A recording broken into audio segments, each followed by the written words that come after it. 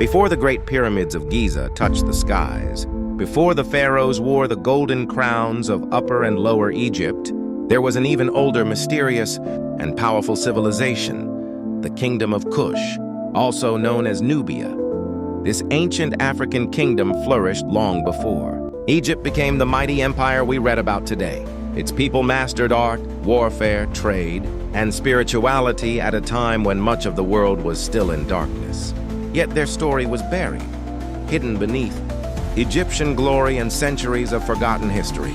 Nubia, stretching along the Nile River in what is now northern Sudan and southern Egypt, was a land of gold, black granite, and limitless power. Its name, Nubia, itself comes from the ancient Egyptian word nub, meaning gold, a sign of how wealthy this land once was. The people of Kush were not just traders or neighbors of Egypt. They were innovators, conquerors, and rulers who at one time turned the tables and ruled over Egypt itself. Archaeologists believe that while Egyptian civilization began around 3100 BCE, the Nubian culture, especially the A group, civilization existed as far back as 3800 BCE. This means Nubia was thriving centuries before the first Egyptian pharaohs unified their land. Excavations in ancient cities like Kustul revealed royal tombs decorated with symbols of kingship that predate Egypt's earliest dynasties. Some scholars even argue that Egypt borrowed many of its royal traditions, art forms, and even religious concepts from the Nubian people. But why is this story hidden? Why don't we hear about the Kingdom of Kush in our school, books, or popular documentaries?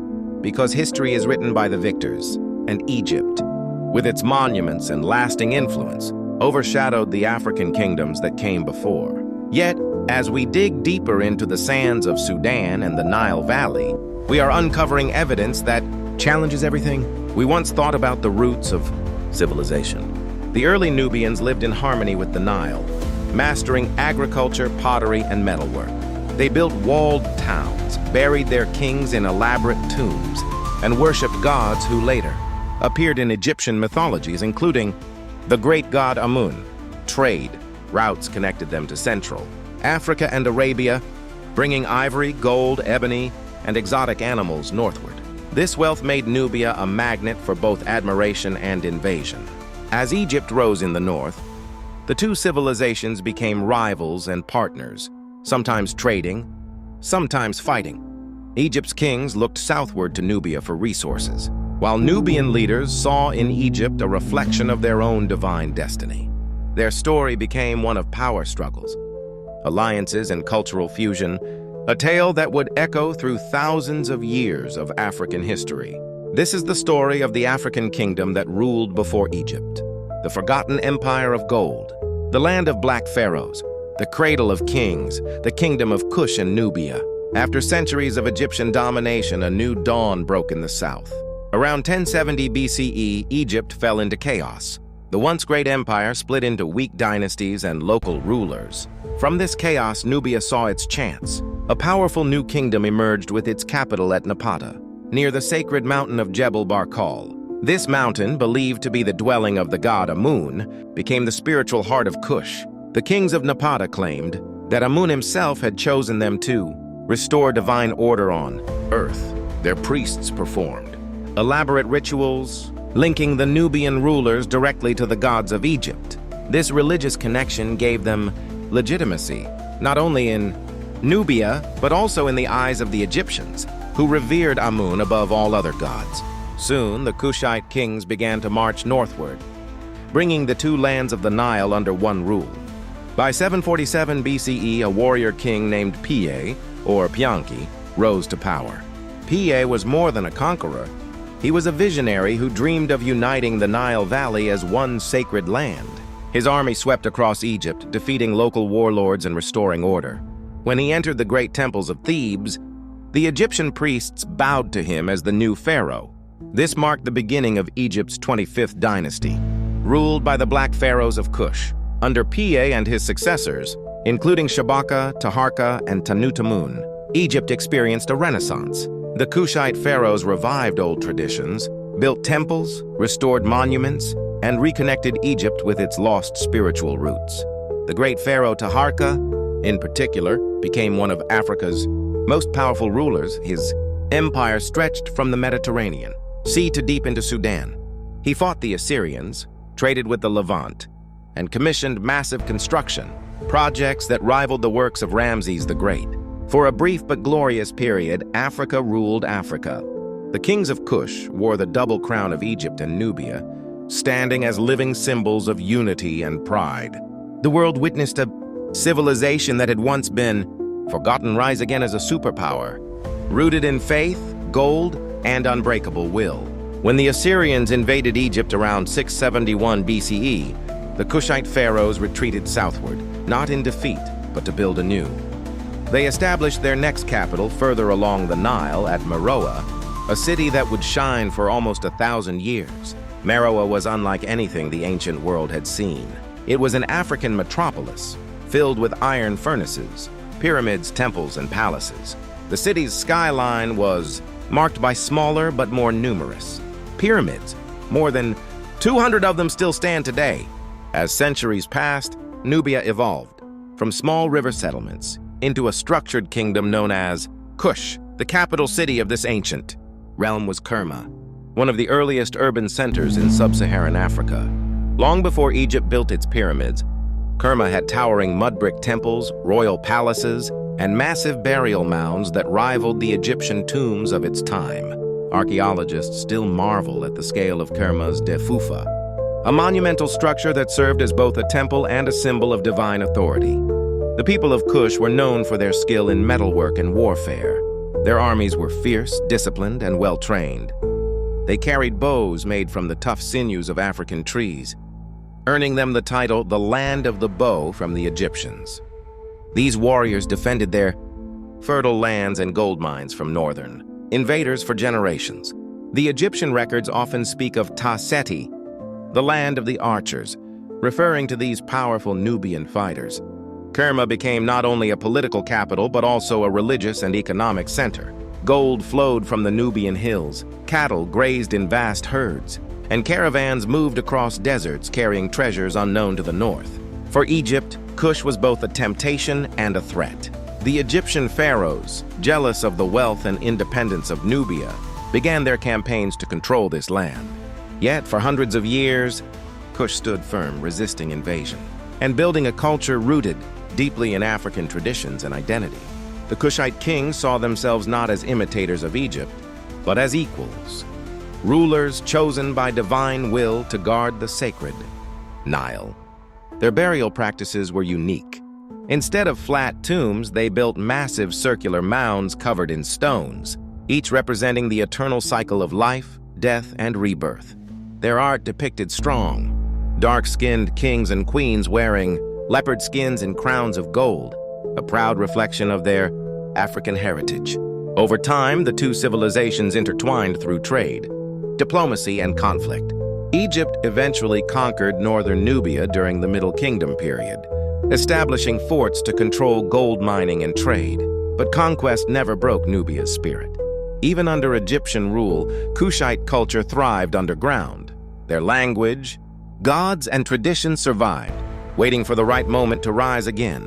That moment would come centuries later, when the descendants of Kush would rise not only to reclaim their homeland, but to conquer Egypt itself. This era became known as the Golden Age of Kush. Meroe was a city of innovation. Its people mastered iron, smelting on a massive scale, turning their land into one of the first industrial centers in human history. The blacksmiths of Meroe produced weapons, tools, and ornaments that were traded across Africa and beyond. The wealth of the kingdom grew immensely, supported by trade routes that reached the Red Sea, Central Africa, and the Mediterranean. But what made Meroe truly unique was the power of its women. The queens of Kush, known as Kandakes or Candaces, were legendary for their strength and leadership. These warrior queens ruled armies, negotiated treaties, and defended their empire with unmatched courage. One such queen, Amanirenas, led her people against the Romans themselves, defeating the army of Augustus Caesar and forcing Rome to sign a peace treaty on Nubian terms. This was a rare victory against the might of Rome, and it remains one of Africa's proudest moments in history. The Meroitic civilization also developed its own writing system, the Meroitic script, one of the first indigenous written languages in Africa. Though still not fully deciphered, it stands as a symbol of a people who refuse to be defined by foreign powers. Their art, religion, and architecture combined Egyptian elements with African identity, creating a style that was uniquely Kushite. Meroe thrived for centuries, a shining beacon of black excellence and innovation, an empire that stood firm while others fell to time. The wealth of Kush was not born from war alone. It came from trade, innovation, and its perfect location between Africa's riches and the Mediterranean world. The Kingdom of Kush stood at the crossroads of civilizations, linking sub-Saharan Africa with Egypt, the Middle East, and even India through long desert routes and the Red Sea. Gold, ivory, incense, ebony, ostrich feathers, animal skins, and slaves flowed from the heart of Africa northward, while glass, wine, and fine linen came from the Mediterranean in return. Caravans moved like silent rivers across the desert sands, carrying treasures that would dazzle foreign kings. The Kushites mastered desert travel long before the camel was introduced. They used donkeys, boats, and a network of rest stations that ensured their merchants could cross hundreds of kilometers of harsh terrain. The Nile River itself was a lifeline. Its seasonal floods nourished the fields, while its calm flow connected distant cities like Napata, Meroe, and Elephantine. But trade in Kush was not just about profit. It was a symbol of unity. Through trade, Kush spread its culture, art, and faith deep into Africa. Nubian pottery, jewelry, and hieroglyphic symbols have been found as far south as Uganda and Ethiopia. This shows that Kush was not isolated. It was the center of African civilization, a bridge that connected tribes, languages, and nations. The Kushites' mastery of iron turned them into the blacksmiths of the Nile. With iron tools, they farmed efficiently, built strong cities, and armed themselves with superior weapons that ensured their independence. In the bustling markets of Meroe, traders spoke in many tongues, Meroitic, Egyptian, Greek, and local dialects. The air was filled with the scent of burning incense and the rhythm of drums echoing from temples. It was a place of prosperity, culture, and diversity, proof that ancient Africa was never a silent or primitive land, but one of creativity, intelligence, and strength. While the world remembers the pyramids of Giza, few know that Kush had more pyramids than Egypt itself. Each pyramid marked the resting place of a king, queen, or noble, a city of the dead, built with devotion and pride. Even in death, the Kushites celebrated life, believing that the soul would rise again to join the gods among the stars. This belief in eternal life made their civilization fearless, visionary, and proud of its roots. In Kush, kingship was not merely political, it was sacred. The ruler was seen as the chosen child of Amun, the god of creation, and his word was divine law. Every king and queen ruled with the belief that they were not just leaders but guardians of Maat, the universal truth, justice, and balance that maintained the order of the cosmos. At the heart of their faith stood the temple of Amun at Jebel Barkal, the holy mountain. Rising tall above the desert, its peak resembled a cobra's head, a symbol of divine protection. Priests believed that Amun's spirit descended upon the mountain during ceremonies, blessing the land of Kush. Kings were crowned here in elaborate rituals involving chants, incense, and sacrifices. The connection between the god, the mountain, and the ruler gave the king absolute legitimacy and divine right. The people of Kush worshipped a blend of Egyptian and indigenous African gods. Amun was the father figure, while Isis, Osiris, and Horus represented life, death, and rebirth. Yet alongside them were older African deities, gods of the river, the desert, and fertility, proving how the Kushite faith preserved its own roots while absorbing foreign influence. Their religion was not about fear. It was about harmony with nature, ancestors, and the cycle of life. Women in Kush held exceptional spiritual and political power. The Kandakes were not only queens but high priestesses. They could issue decrees, lead rituals, and even declare war. In ancient inscriptions, they are shown alongside gods, holding staffs of command and wearing crowns of the sun. This equality of power between men and women was rare in the ancient world, setting Kush apart as a civilization that honored both strength and wisdom. Their temples were decorated with vibrant paintings, telling stories of gods merging with kings, of life after death, and of the eternal Nile. Music, dance, and ritual played vital roles in their worship. For the Kushites, spirituality was not confined to temples. It flowed through their daily life, through every beat of the drum and every offering placed by the riverbank. In this sacred order, every person had a role. Every ritual had a purpose, and every king carried the weight of the gods on his shoulders. This divine connection made Kush not only powerful in arms, but unbreakable in spirit. As time passed, Egypt fell under the control of foreign powers, Persians, Greeks, and finally the Romans. But south of the Nile, Kush remained free. When Rome conquered Egypt in 30 BCE, they assumed that Nubia would fall easily too. They were wrong. The Romans underestimated the pride and power of the Kushite queens. Queen Amanirenas, the fierce Kandake of Meroe, refused to bow to Rome. When the Romans sent their army south to occupy Nubia, she responded not with surrender but with war. Riding into battle with one eye lost in combat, Amanirenas led her warriors, men and women alike, against the Roman legions. The Kushite archers, known for their deadly accuracy, rained arrows upon the enemy. They destroyed Roman garrisons, captured statues of Augustus Caesar, and brought them back to Meroe as trophies of victory. Rome, shocked and humiliated, retaliated with massive force, burning towns and temples as they advanced.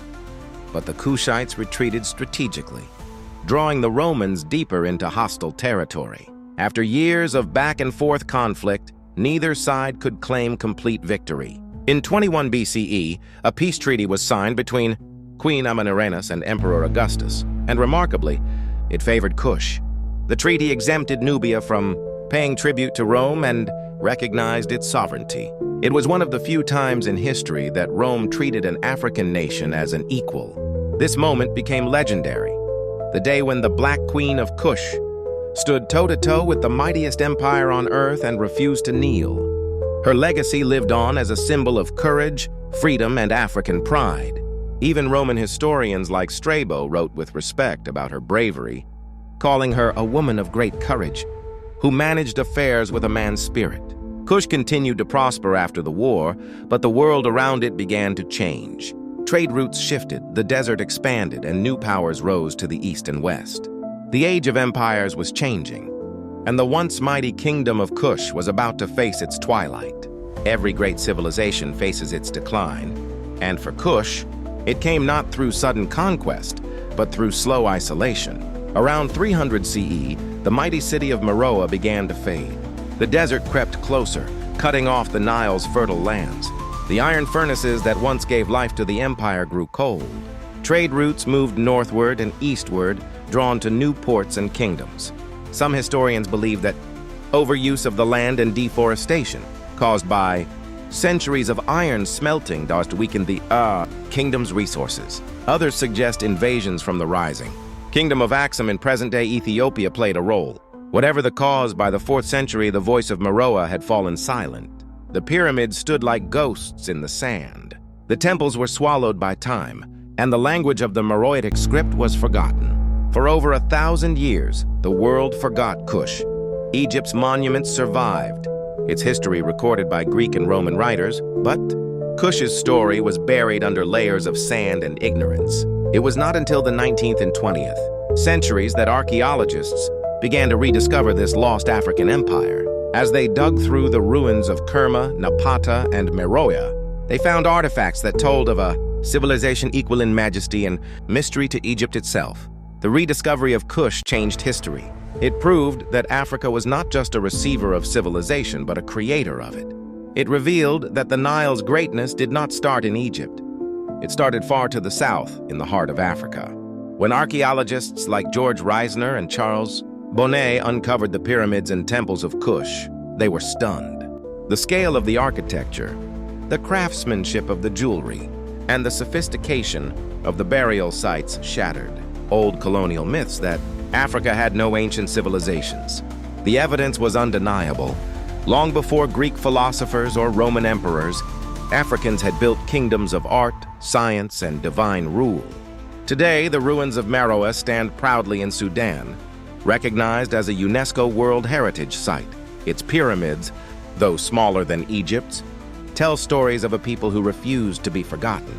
Scholars continue to decode the Meroitic language, hoping to unlock the final secrets of this lost world. Each discovery brings new respect for the brilliance and complexity of early African societies.